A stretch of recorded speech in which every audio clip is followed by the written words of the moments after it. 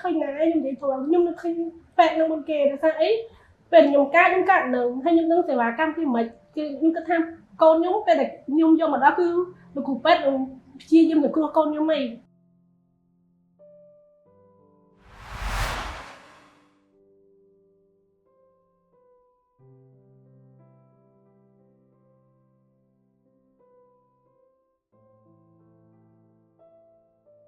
ខ្ញុំសួរខ្ញុំឈ្មោះផាម៉ានីតាខ្ញុំឈ្មោះណាមសុធីជាតាតារបស់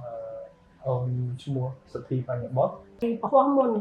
ខ្ញុំទៅឆេងមេខ្ញុំទុកគាត់មួយប៉ាគាត់ហ្នឹងគាត់យំខ្លាំងដល់ពេលយំខ្លាំងទៅ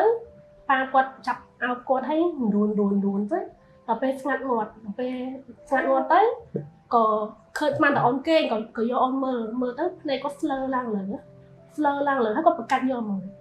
ដល់ពេលអញ្ចឹងគាត់ក៏ខលហៅខ្ញុំមកដល់ពេលខ្ញុំទៅដល់ពេលហ្នឹងខ្ញុំនៅចិត្តបរិយាហ្នឹងមានពេទ្យមួយក៏យកអូនគេថាដើម្បីសង្គ្រោះមិនទាន់គាត់ហ្នឹងយកទៅពេទ្យហ្នឹងសិនទៅដល់ពេលយកទៅពេទ្យគេថាអូនគេអត់ទទួលទេដោយសារគាត់ខ្លាំងឈឺខ្លាំងដល់ថ្នាក់ប្រកាច់ចឹងគេហ៊ានទទួលទេខ្ញុំកូនខ្ញុំអាចសង្គ្រោះបានទេខ្ញុំគិតថាប្រហែលជាទៅលេងជាមួយចឹងព្រោះពេទ្យគេប្រាប់ថាគេអត់ទទួលហ៎ដល់ពេលខ្ញុំអត់មាននឹកឃើញណាខ្ញុំនិយាយព្រោះខ្ញុំនឹកឃើញពេទ្យនឹងមុនគេដោយសារអីពេលខ្ញុំកាត់នឹងហើយខ្ញុំនឹងសេវាកម្មពីមិនគឺខ្ញុំគិតថាកូនខ្ញុំពេលដែលខ្ញុំយកមកដល់គឺលោកគ្រូពេទ្យនឹងព្យាយាមសង្គ្រោះកូនខ្ញុំឯងដល់ពេលដល់សង្គ្រោះបន្ទាន់មែនអ្នកគ្រូលោកគ្រូហ្នឹងគាត់ខំប្រឹងមុនគេហ្នឹងគេដាក់អុកស៊ីសែនអូនមុនគេដល់ពេលដាក់អុកស៊ីសែនទៅភ្នែកអាស្លើអាប៉ូស្តូហ្នឹងក៏រៀងបាត់រៀងចេញគាត់ខ្មៅមកវិញអូនដល់ពេលអញ្ចឹងក៏គាត់រៀងយំទៅខ្ញុំក៏មានអារម្មណ៍ថារៀងធូរដែរតែមិនធូរអស់ហើយនឹកឃើញថាបានប្រហែលជា 20% ដែរដែលគាត់អាចសង្គ្រោះកូនខ្ញុំបន្ទាប់ពីធ្វើ CT scan ឃើញថាមានឈាមដក់នៅក្នុងខួរក្បាលនោះហើយក៏លោកគ្រូវះកាត់គាត់ហៅមកប៉ាទៅនិយាយអញ្ចឹងអូនហើយទៅនិយាយទៅក៏គាត់បញ្យល់ថាឈាមហ្នឹងតតុកទៀតអូនអាចនៅគ្រោះថ្នាក់អញ្ចឹងហើយបើសិនជាចង់សង្គ្រោះអូនត្រូវទៅវះកាត់អារម្មណ៍មួយគាត់ថាកូនតែ3ខែទេ3ខែ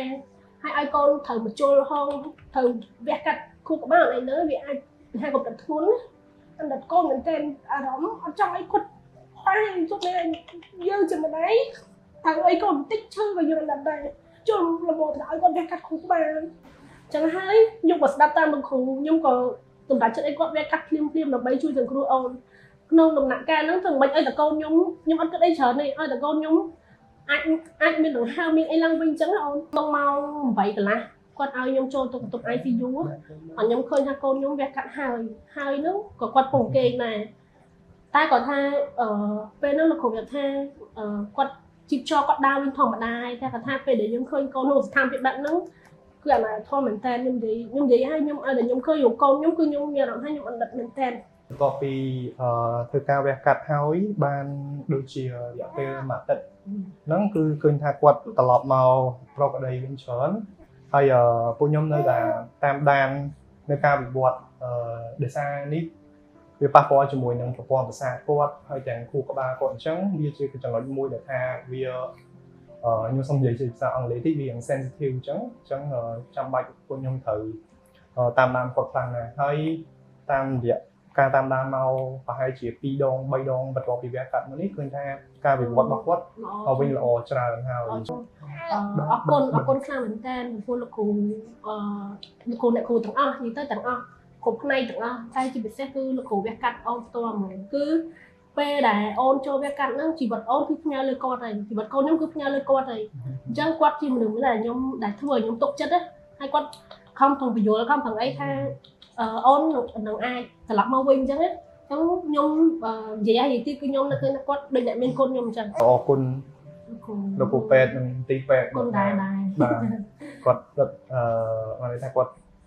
ជើងប្រើអារម្មណ៍មួយដែលថាដូចជាសាច់ញាតិគាត់ម្នាក់ដែរអញ្ចឹងមកជួយសង្គ្រោះណា